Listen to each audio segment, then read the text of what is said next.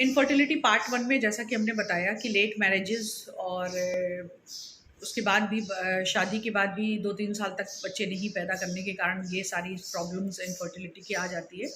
लेकिन अब हम लोग मान लेते हैं जैसे 1 साल हो गया शादी के और बेबी कंसीव नहीं हो रहा है।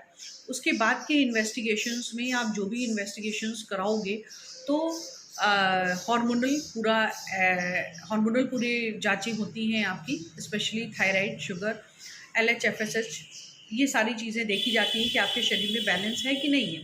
एक नॉर्मल सा अल्ट्रासाउंड करा के देखा जाता है कि यूट्रस एंड ओवरी की पोजीशन सही है कि नहीं है और सारे अंग अपनी जगह पे सही है कि नहीं है।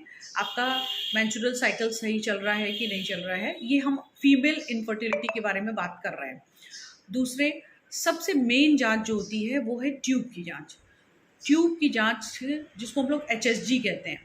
HSG में सबसे मेन जांच इसलिए इसको बोलते हैं क्योंकि अगर ये दोनों तरफ ट्यूबल ब्लॉकेज हैं, 2 ट्यूबें होती हैं, अगर दोनों तरफ ट्यूबल ब्लॉकेज हैं तो फिर ये केस काफ़ी गंभीर हो जाता है।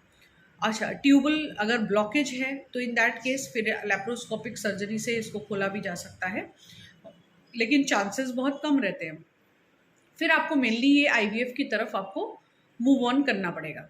तो इसलिए आप जब भी इनफर्टिलिटी के ट्रीटमेंट के लिए जाएँ, तो पहले आप हार्मोनल आपके सारे टेस्ट हो जाएँ, अल्ट्रासाउंड हो जाए, ओव्यूलेशन हो जाए, तो आप एक HSG ज़रूर कराएँ। HSG कराने से आपको ये पता चल जाएगा कि आपको कितना टाइम ट्रीटमेंट के लिए देना है। अगर ट्यूबें नहीं खुली हैं, दोनों ट्यूबें ब्लॉक्ड हैं, तो आप बेटर ये है कि उसके आगे सर्जरी ऑप्शन में जाएँ। मेडिसिन का उसमें कोई ख़ास रोल नहीं है।